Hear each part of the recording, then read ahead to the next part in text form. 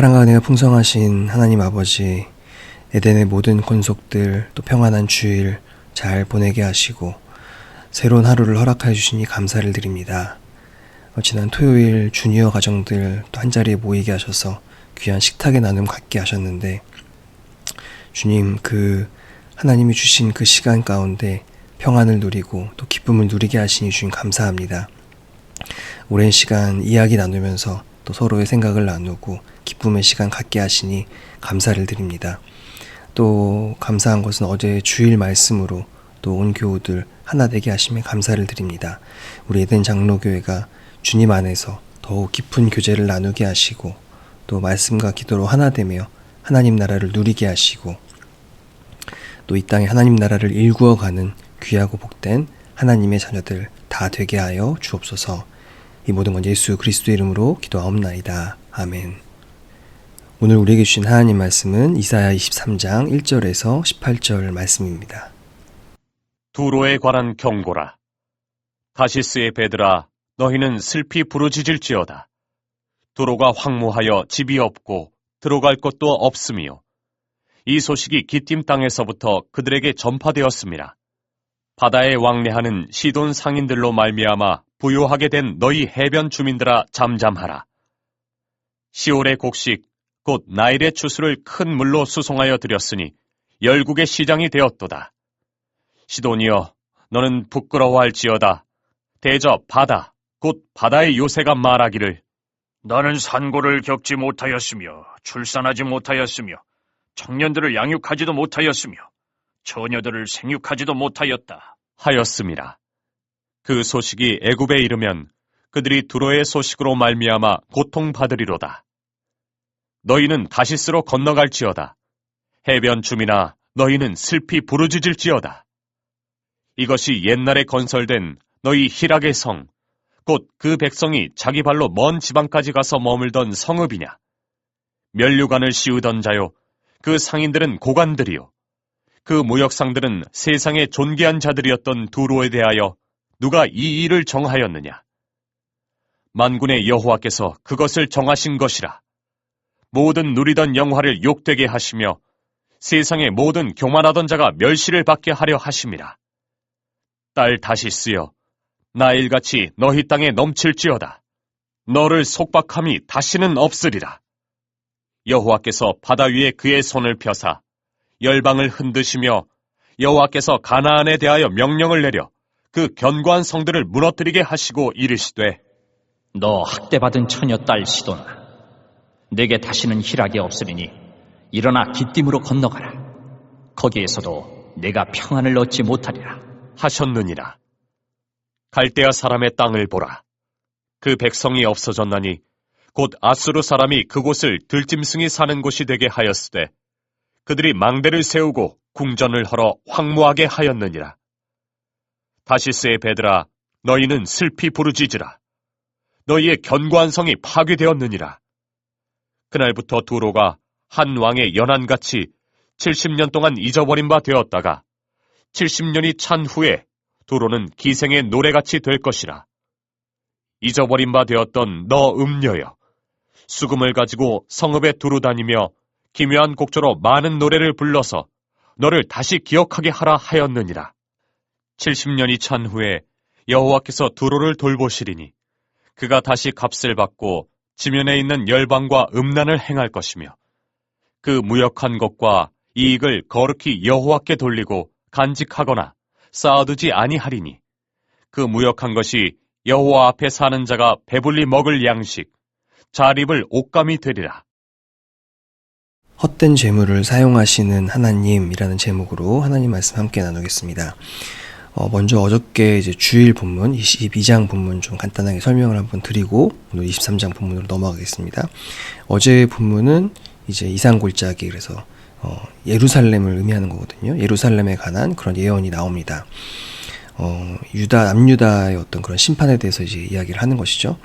그래서 이제 여기 본문의 내용을 보면은 제가 이제 계속해서 말씀드리고 있는 그 이사야를 이해하는 데 있어서 우리가 기억해야 되는 몇 가지 배경이 있잖아요. 근데 그 중에 남유다 지도자들이 타락을 했기 때문에 이제 그곳이 심판받는 그런 내용들이 한 번 더 어제 본문에 나오게 됩니다. 그래서 아수르가 그냥 예루살렘을 공격한 그 자체가 문제가 되는 것이 아니라 더 깊은 문제는 예루살렘의 그 남유다 지도자들이 하나님의 심판이 지금 임하고 있는데도 전혀 심각한 줄 모르고 그렇게 죄를 반복하는 것에 대해서 지적을 하고 있는 것이죠. 그래서 이 한 나라가 망하는 것이 어떻게 보면은 외부의 어떤 그냥 그런 침략만으로 망하는 것이 아니라 그 내부에 있는 지도자들이 하나님의 뜻을 엉뚱하게 해석하고 또 어려운 그런 백성들을 섬기는 게 아니라 도리어 약탈하고 어떤 그랬던 그런 배경 때문에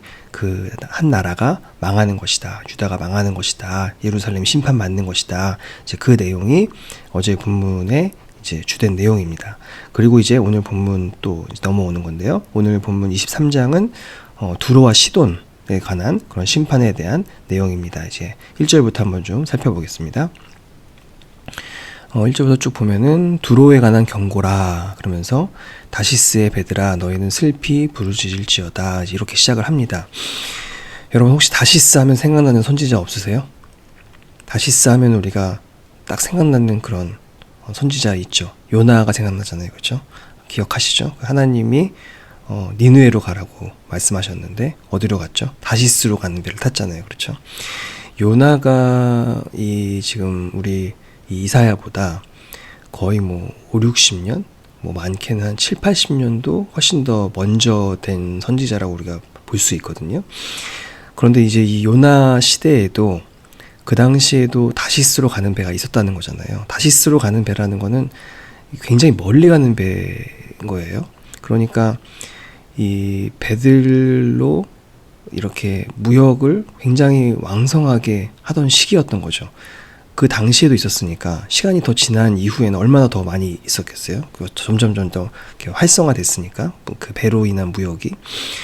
그런데 이 오늘 본문의 이 두로는 이런 많은 어떤 주요 항구들 도시들 중에도 굉장히 중요한 역할을 했습니다. 뭐냐면은 이 지중해의 많은 어떤 이 무역을 하는 도시들 중에 그런 모든 물자 곡식이나 모든 물품들 오늘 본문에도 이제 뒤에 나오는데 그런 모든 물건들을 다 이 두로에 보냈어요.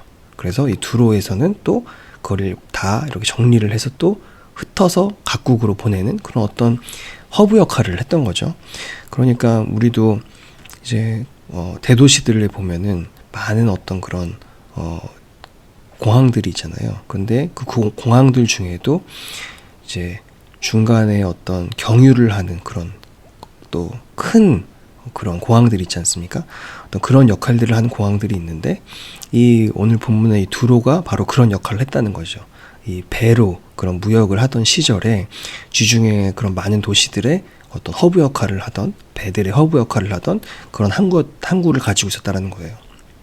그래서 이제 4절에 보면은 두로를 뭐라고 표현하냐니까 열국의 시장 이렇게 부르잖아요. 그러니까 이 두로와 시돈은 그 당시에 엄청나게 많은 배들이 오고 갔던 도시이고 당연히 무역으로 인한 그런 부를 많이 축적을 했던 거죠. 그런데 이 모든 것들이 이제 끊겨버린다라는 거죠. 그렇게 되니까 다시스로 가는 배들이 이제 멀리 가는 배들은 이제 당연히 더 이렇게 상황이 안 좋아지잖아요. 그거를 이제 1절에 이렇게 표현을 하고 있는 겁니다. 쭉 이제 내용이 이제 그렇게 진행이 되고 5절에 보면은 이 모든 심판이 애굽에까지 이제 영향을 끼치는다는 게 이제 나오는 거죠. 허브 역할을 하는 그런 도시가 심판을 받으니까 3절에 보면은 3절에 나오는 것처럼 나일강을 통해서 곡식을 이렇게 보내던 애굽도 타격을 입는 거죠. 불을 얻던 그런 도시들이 이 한 도시가 심판을 받음으로 인해서 모든 것이 다 중단이 되는 거예요. 타격을 받으니까 이제 당연히 그 심판이 다른 지역에도 영향을 끼치는 거죠. 그래서 6절에 보니까 두로 사람들에게 어디로 가라고 하죠? 다시스로 건너가라 이렇게 말을 하잖아요. 그러니까 다시스는 아까도 말씀드렸지만 요나가 도망가려고 한 곳이잖아요. 굉장히 먼 도시예요. 그러니까 두로 사람들한테 다시스로 차라리 가라 이런 말은 너네 지금 이 심판이 웬만큼 멀리 가지 않는 이상은 이 심판으로부터 벗어나기가 어렵다. 이런 표현을 이제 둘러서 표현을 한 거죠. 그러니까 굉장히 너네가 이제 힘들어질 것이다라는 그런 이야기를 하는 것이죠. 차라리 다시스로 건너가라. 이제 그렇게 얘기를 하는 거예요. 이어서 이제 쭉 내려가면은 11절 말씀에 보면 여호와께서 바다 위에 그의 손을 펴사 열방을 흔드시며 여호와께서 가나안에 대하여 명령을 내려 그 견고한 성들을 무너뜨리게 하시고 이렇게 말씀이 나오는데 바다 위에 그의 손을 펴사 열방을 흔드시며 이렇게 표현하잖아요. 여호와께서 바다 위에 그의 손을 펴사 열방을 흔드시며 이렇게 표현을 하는데 이 11절 말씀은 굉장히 많은 의미를 담고 있습니다. 그러니까 왜냐하면 이제 오늘 본문에 나오는 두로와 시돈 뿐만이 아니라 모든 나라가 그 당시에 바다를 통해서 먹고 사는 거죠. 또 바다를 통해서 부를 축적을 한 거죠. 그리고 특별히 그 모든 나라의 지도자들이 이 바다를 통해서 다른 나라의 좋은 것들을 가져다가 누리고 이제 그렇게 생활을 했는데 이것이 이제 심판을 받다 보니까 이 도시 하나가 그 역할을 중요하게 하는 그 도시 하나가 심판을 받음으로써 모든 열방이 심판을 받는다라는 그런 의미가 일단은 이 11절에 있는 것이죠. 그리고 또 이제 동시에 우리 생각해 볼 수 있는 게 이 당시에 사람들이 생각하는 바다라는 것은 혼돈을 의미하는 것이고 그 다음에 이제 하나님을 대적하는 그런 악의 근원이 임하는 곳이에요. 그러니까 보이지 않는 것이 이제 보이지 않는 곳이 임하는 곳이라고 생각을 하는 거죠.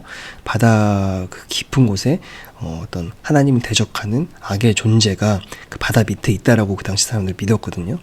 그러니까 하나님께서 그의 손을 펴사 바다 위에 그의 손을 펴사 열방을 흔드셨다라는 것은 이 심판이 어느 정도로 중대하고 아주 무서운 심판이냐, 하나님께서 그 악의 근원 모두를 다 심판하시는 듯이 그렇게 손을 펴서서 지금 흔드신다라는 것이죠. 그러니까 굉장히 많은 그런 다양한 의미를 오늘 이 11절은 담고 있는 겁니다. 이 나중에 좀 뭐 창세기나 시편 혹시 보다가 이 바다에 대해서 좀 설명할 기회가 있으면 그때 한번 좀 추가로 좀 설명을 드리면 좋을 것 같아요. 이게 뭐 짧은 시간이 어려울 것 같고 기회가 되면 그때 당시에 이 고대 근동 지방 사람들이 바다를 어떻게 생각했는지 그리고 또 그것이 성경 곳곳에 이렇게 또 다양하게 표현이 되어 있거든요. 이런 거는 알아두면은 구약 성경을 또 읽는데 굉장히 많은 도움이 되기 때문에 시간이 되면 나중에 한번 또 이렇게 한번 자세히 한번 또 보겠습니다. 근데 아무튼 중요한 것은 그 하나님께서 너희가 의지하는 그 힘의 어떤 근원이라고 생각하는 바다 그리고 또 이 바다를 통해서 다른 나라와 다 연결 또 네트워크를 또 이렇게 유지하는 거잖아요. 그런 것들을 하나님이 다 심판하신다 어떤 그런 의미를 담고 있다라는 것이죠. 그리고 이제 15절부터는 이제 그 두로의 심판 이후를 다루게 됩니다. 그래서 내용을 쭉 보면은 두로가 70년 동안 잊혀질 것이고 또 16절을 보면은 그 이후에도 이 두로가 수금을 들고 성읍을 돌아다니면서 사람들의 어떤 그런 관심을 끌어야 되는 기생과 같은 삶을 살 것이다. 이제 그렇게 말씀을 하시는 거죠. 그러니까 이제 이게 무슨 얘기일까요? 그러니까 70년 동안 잊혀질 것인데 70년이 지나도 이게 다른 나라들에게 관심을 갖게 하려고 이제 아둥바둥 하겠지만 그런 회복이 이루어지지 않을 것이다. 이제 그렇게 예언을 하는 것이죠. 17절에 보면 이제 그 이유가 나오거든요. 뭐라고 하냐면은 70년이 찬 후에 여호와께서 두로를 돌보시리니 그가 다시 값을 받고 지면에 있는 열방과 음란을 행할 것이며 이렇게 말씀을 해요. 그러니까 70년이 찬 후에 일정 부분의 어떤 회복이 있을 수는 있겠지만 그러나 다시 열방과 음란을 행할 것이다. 이렇게 말을 해요. 이게 무슨 말씀이냐면은 여기서 이제 우리가 볼 수 있는 것은 그 당시 이제 이 두로가 지금 심판을 받은 이유 중에 하나는 또 무엇이 있느냐. 그런 어떤 여러 무역을 이렇게 무역의 허브 역할을 하면서 열방 가운데 어떤 우상의 어떤 그런 전파 역할을 이곳이 담당했다라고 볼 수 있겠죠. 그래서 지면에 있는 열방과 음란을 다시 행하게 될 것이다라는 거죠. 그러니까 무역이 다시 회복된다 하더라도 그것이 결국에는 또 열방의 어떤 그런 부정한 우상을 퍼뜨리는 그런 또 역할을 다시 하게 될 것이라는 것을 17절이 말해주고 있다라고 생각이 됩니다. 그러니까 이 오늘 본문을 통해서 우리가 다시 볼 수 있는 것은 결국에는 심판을 경험하고 70년이 지나도 자동적으로 성숙해지는 게 아니라는 거죠. 그렇죠? 그러니까 우리가 단순히 어떤 뭐 하나님께 뭐 우리가 가끔가다 이런 얘기 하잖아요. 하나님이 나를 정신 차리게 하시려고 나에게 이렇게 나를 혼내시는 것 같다. 뭐 그런 얘기를 할 때가 있잖아요. 우스갯소리로. 그런데 그런 심판을 경험했다고 해서 우리가 자동적으로 성숙해지지 않습니다. 또 그것으로부터 회복됐다고 해서 자동적으로 거룩해지는 것도 아니라는 거죠. 하나님의 심판은 하나님을 찾는 사람들을 찾기 위한 과정인 거지, 심판을 통해서 자연적으로 우리가 성숙해지거나 거룩해지는 게 아니라는 겁니다. 진정한 회개, 또 하나님을 향한 그 갈망이 없으면 옛 모습을 버릴 수 없다. 여전히 음란을 행하게 될 것이다 라는 것을 오늘 본문이 말해주고 또 지적해주고 있다라고 생각이 됩니다. 마지막 절 18절 한번 또 보겠습니다. 마지막 절 18절 보면은 그들이 쌓아뒀던 모든 재물들을 하나님께서 하나님의 일을 하는데 사용하실 것이라고 이렇게 말씀을 하시는 거죠. 그러니까 결국에는 두로가 이제 그동안 이렇게 무역을 통해서 쌓아뒀던 그런 재물들, 그게 그 사람들은 그 당시에 나에게 복이다라고 생각했겠지만 하나님은 그것들을 그들을 위해서 사용하시는 게 아니라 결국에는 하나님의 일을 하는데 사용하실 것이라고 이렇게 말씀을 하면서 이제 오늘 본문이 마무리가 되는 겁니다. 그 소설 파우스트에도 보면은 자기 그 영혼을 담보로 해가지고 자기가 원하는 거를 결국엔 얻잖아요, 그렇죠? 그러니까 두로도 그런 모습이었던 거로 생각이 돼요. 뭐냐면은 결국에는 무역을 통해 가지고 이방 신상을 여기저기로 다 이렇게 옮기는 역할을 하는 거잖아요. 그러면서 모든 사람의 영혼을 다 죽이는 그런, 영혼은 죽을 수는 없지만 어쨌든 영혼을 타락하게 만드는, 하나님으로부터 멀어지게 하는 그런 역할을 하고, 그런 주도적인 역할을 하면서 결국에는 부를 얻었는데, 자기가 원하는 걸 얻었지만 그것이 결국에는 자기를 죽이는 그런 역할을 하게 된 것이죠. 심판받게 되는 그런 역할을 하게 되는 것이죠. 우리가 부를 축적하는 것은 전혀 문제가 아닙니다. 그렇죠? 능력과 또 성실함이 부를 가져다 주거든요. 하나님이 허락하시는 그런 어떤 은혜와 물질도 분명히 당연히 있죠. 그건 사실이죠. 그런데 우리가 그 부를 얻기 위해서 우리의 어떤 영적 거룩함을 포기해야 한다면 그것은 우리를 결코 행복하지 못하게 할 것이라는 거죠. 우리를 심판으로 인도하게 될 수도, 우리를 심판으로 인도하게 할 수도 있다라는 것이죠.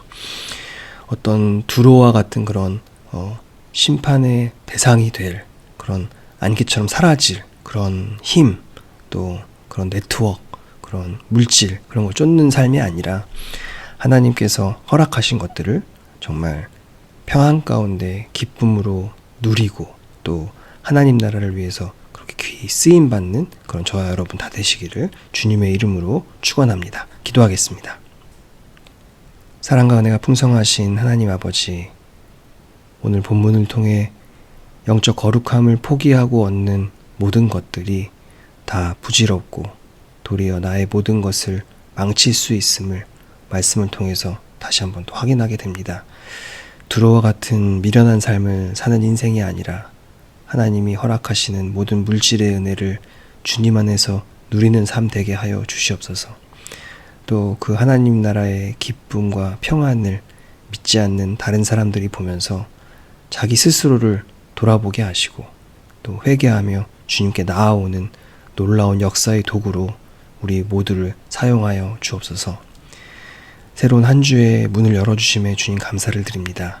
월요일 아침 먼저 우리의 마음과 시간을 올려드리는 우리의 믿음도 돌아봐 주시고 해야 할 일을 생각하면서 마음부터 분주해지는 것이 아니라 무엇을 해야 하는가 보다 어떤 마음으로 한 주를 살아야 되는지를 기도하는 가운데 생각할 수 있도록 은혜를 베풀어 주옵소서. 중요한 일정을 소화하는 모든 성도님들 가운데 지혜와 능력을 허락하여 주시고, 또 평안함 가운데 남들이 보지 못하는 중요한 것들을 보게 하시며, 주님 주신 지혜와 능력 또 평안한 마음으로 주어진 모든 일들 잘 감당하게 하여 주옵소서. 주님께서 동행하여 주옵소서.